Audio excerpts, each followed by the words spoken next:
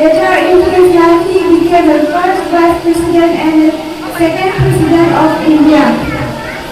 Today I conclude my speech in this. নমস্কাৰ পোন প্ৰথমতে মই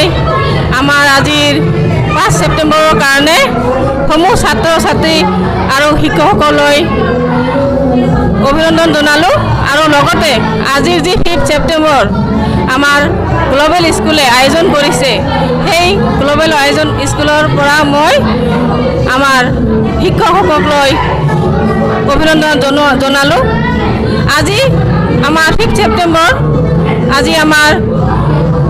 ডক্টৰ সৰ্বপল্লী ৰাধাকৃষ্ণৰ বাৰ্থ এনিভাৰ্চাৰী হয় সেই উপলক্ষে আমাৰ আজিৰ স্কুলে যি আয়োজন ব্যৱস্থা কৰিছে তাৰ কাৰণে আমি নথৈ আনন্দিত আৰু আমাৰ শিক্ষক ছাত্ৰ ছাত্ৰীসকলেও আমাক বৰ শৰাই